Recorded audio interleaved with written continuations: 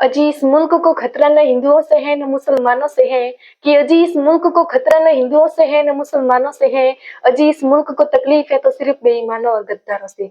भूल मत करना मुझे सिर्फ फाफा की इस परी समझने की। कि भूल मत करना मुझे सिर्फ फाफा की इस परी समझने की। मुझे इस वतन की रक्षा के खातिर हथियार उठाना भी आता है। यहाँ की चांदनी मिट्टी का ही गुणगान करती रहती हूँ। कि यहाँ की चांदनी मिट्टी का ही गुणगान करती रहती हूँ। कि मुझे चिंता नहीं है स्वर्ग जाकर मोक्ष पाने की। कि मुझे चिंता नहीं है स्वर्ग जाकर मोक्ष पाने की। बस तिरंगा हो कफन मेरा यही अरमान रखती हूँ, यही अरमान रखती हूँ। कि काश मेरी जिंदगी में कभी वो शाम भी आ जाए जिस मिट्टी से बने कहीं उसमें भी कहीं काम आ जाए। हर शाम को यही दुआ करती हूँ रब से कि देश के लिए खुद को कुर्बा कर कहीं शहीदों में मेरा भी नाम आ जाए, कहीं शहीदों में मेरा भी नाम आ जाए। परम सम्माननीय मुख्य अतिथि प्रधानाचार्य महोदय, डायरेक्टर सर, मेरे देवता तुल्य गुरुजनों एवं मेरे छोटे बड़े भाइयों और बहनों, मैं क्लास 10th की छात्रा सोनिया चौधरी आपके सामने अपने कुछ विचार साझा करना चाहूंगी। कोई गलती हो तो क्षमा करना। तो देशभक्ति एवं राष्ट्र निर्माण है क्या?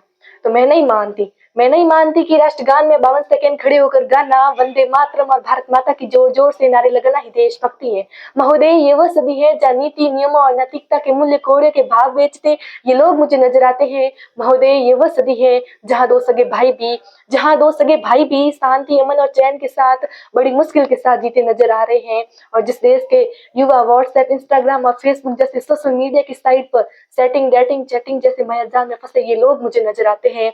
महोदय, मुझे तकलीफ तो तब होती है जब ताज का ये नौजवान जिसके कंधों पर जिम्मेदारी है राष्ट्र निर्माण की, देश समाज के आसन को जोड़ कर रखने की। महोदय, आज वही युवा मुझे पबजी गेम में डूबा हुआ और शराब की लत में भीगा हुआ नजर आ रहा है। वही युवा मुझे पबजी गेम में डूबा हुआ और शराब की लत में भीगा हुआ नजर आ रहा है।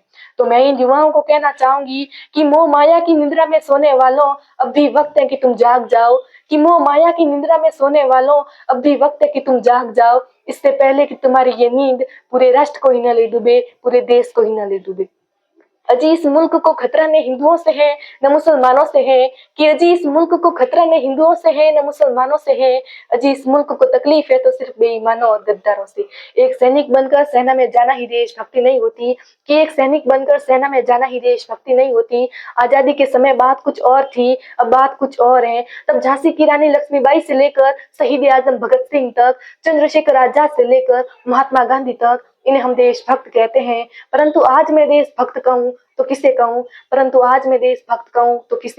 अपने परिवार, समाज और राष्ट्र के प्रति समर्पण का भाव है देशभक्ति। हर देशद्रोही के जीवन में आने वाला तूफान है देशभक्ति। धर्म लोकता को पछाड़ कर ईमानदारी से किया गया हर काम है देशभक्ति। एक पत्रकार अपनी पत्रकारी पूरी ईमानदारी से करे तो वो है देशभक्ति। और एक शिक्षक पैसों के लिए नहीं पर जब एक विद्यार्थी को आगे बढ़ाने के उद्देश्य से पढ़ाए तो वो है देशभक्ति। और जिस देश के नौजवान युवा इस वतन की रक्षा के खातिर दूसरों को मारने के लिए नहीं, पहले खुद मरने के लिए तैयार हो तो वो है देशभक्ति। तो मैं इन देशद्रोहियों को कहना चाहूंगी कि ए हवा में जहर घोलने वालों, या निगाहें हमारे इशारों से बदलती हैं, तुम क्या तस्वीर बदलोगे मेरे हिंदुस्तान की? यहाँ शेरों के जिक्र में महाभारती बसती हैं। महोदय, अगर मैं यह बात करूं आज महिलाओं की, तो महिलाओं को आज आरक्षण की नहीं बल्कि संरक्षण की जरूरत है। क्योंकि आज कन्या भ्रूण हत्या, दहेज प्रथा और बाल विवाह जैसी बातें बढ़ती नजर आ रही हैं। तो मैं नारी सशक्तिकरण में 2 शब्द कहना चाहूंगी कि इस वतन की रक्षा का हम लड़कियों को भी हक है। अरे इतिहास की किताबें उठाकर देख लो जिनको भी हमारी काबिलियत पढ़ सके। किसी के लिए खुशियां लेकर आई हूँ तो किसी के लिए काली परछाई हूँ। अरे मैं भी इस वतन की रक्षा के खातिर कंधे से कंधा मिलाने आई हूँ। और भूल मत करना मुझे सिर्फ फाफा के इस परी समझने की। मुझे इस वतन की रक्षा के खातिर हथियार उठाना भी आता है। एक माँ बनकर हर दर्द को सहना आता है। एक बहन और एक बेटी बनकर हर गम को छुपाना आता है। और रसोई में केवल बेलन ही नहीं साहब, मुझे इस वतन की रक्षा के खातिर हथियार उठाना भी आता है। महोदय, अगर मैं यह बात करूं आज राजनीति की, तो मुझे राजनीति से कोई दिक्कत नहीं है। मुझे राजनीति से कोई दिक्कत नहीं है। मुझे दिक्कत है राजनीति करने वाले राजनेताओं की नीति से है। एक चुना हुआ उम्मीदवार राजा नहीं परम सेवक होना चाहिए, कि एक चुना हुआ उम्मीदवार राजा नहीं परम सेवक होना चाहिए, जो जनता की हर समस्याओं का निदान कर सके, जो जनता की हर समस्याओं का निदान कर सके। और हाँ, संसद में लड़ झगड़ कर नहीं, जब सोच विचार कर फैसले लिए जाएंगे, तब हमारा ये राष्ट्र निर्माण संभव होगा, तब हमारा ये राष्ट्र निर्माण संभव होगा।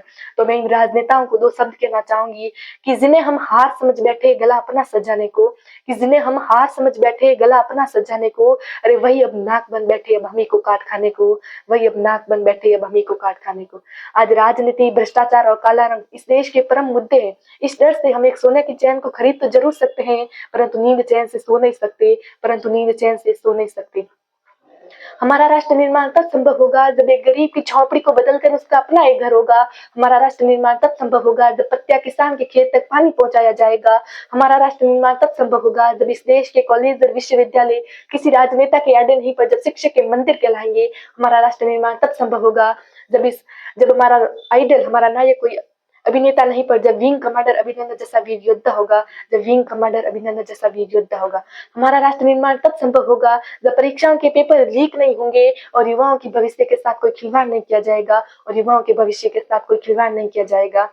अजी मैं उस देश की नागरिक हूँ जिस देश के होठों में गंगा और हाथ में तिरंगा है, कि मैं उस देश की नागरिक हूँ जो देश चांद पर पहुंचने के बाद भी गाय गंगा और जन्मभूमि को माता कहता है। उस देश की दशा क्यों डगमगाने लगी है, जवानी क्यों नशे में लड़खड़ाने लगी है। हम ना एक ऐसे समाज में जीते आ रहे हैं जहां पत्थर की मूरत को लगते हैं 56 भोग, और जहां पत्थर की मूरत को लगते हैं 56 भोग, भूखे नंगे तड़पते सो जाते हैं लोग।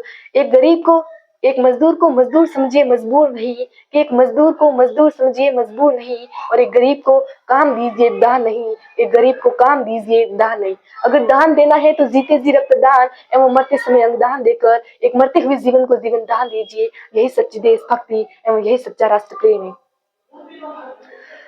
तो अब मैं यहाँ उपस्थित सभी महानुभावों का ध्यान नशा मुक्ति पर केंद्रित करना चाहूंगी, कि नशा भांग का हो या गांजे की चिलम, लीवर और फेफड़ों पर देता है जुलम, लीवर और फेफड़ों पर देता है जुलम। गुटखा शराब सिगरेट का नशा, कि गुटखा शराब सिगरेट का नशा, जिसने भी किया ज्यादा दिन नहीं बचा, जिसने भी किया ज्यादा दिन नहीं बचा। नशा शुरू तो एक शौक के रूप में किया जाता है, लेकिन धीरे धीरे ये लत बन जाती है, धीरे धीरे ये लत बन जाती है।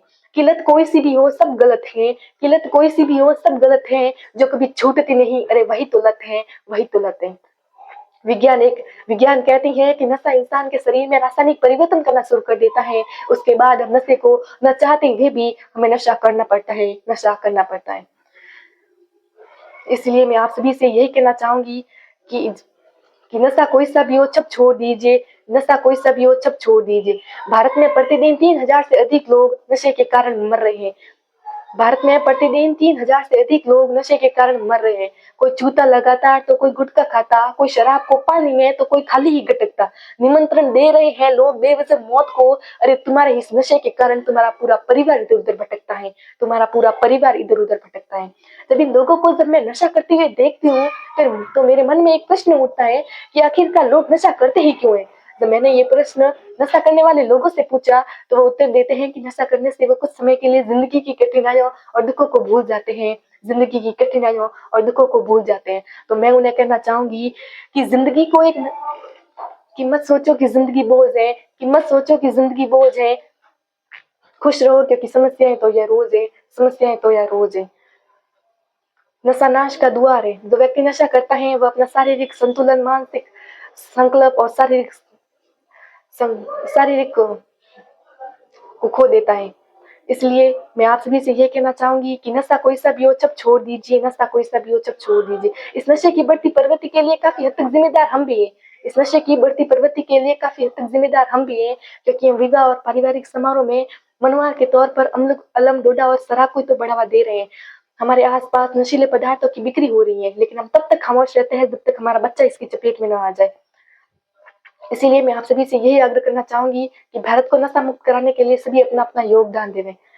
नशा हमें क्यों है करना, कि नशा हमें क्यों है करना, मरने से पहले ही क्यों मरना। आओ चेतन जागृत हो जाएं, चेतन जागृत सुंदर समाज बनाएं, चेतन जागृत सुंदर समाज बनाएं।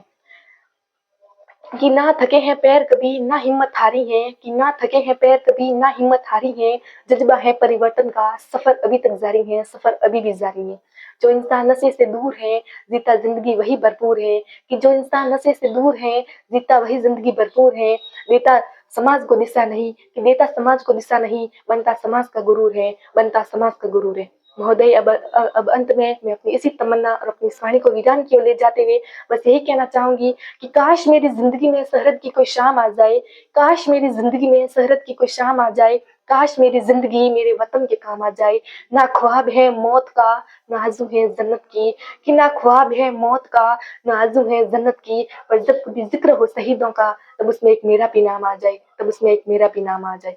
जब कोई पूछे मेरे बारे में तो मेरी एक पहचान लिख देना, जब कोई पूछे मेरे बारे में तो मेरी एक पहचान लिख देना, उठाना तिरंगा झंडा और सीने पर हिंदुस्तान लिख देना, उठाना तिरंगा झंडा और सीने पर हिंदुस्तान लिख देना। जब कोई पूछे कि ये पागल थी कौन, जब कोई पूछे कि ये पागल थी कौन, तब क्रांतिकारियों की शैली और इंकलाब का नाम लिख देना, तब क्रांतिकारियों की शैली और इंकलाब का नाम लिख देना। और जो बचा हो जो जिस्म में एक लहू थी उसे निकालना और माँ तुझे सलाम लिख देना, माँ तुझे सलाम लिख देना। Thanks for giving me year. जय हिंद।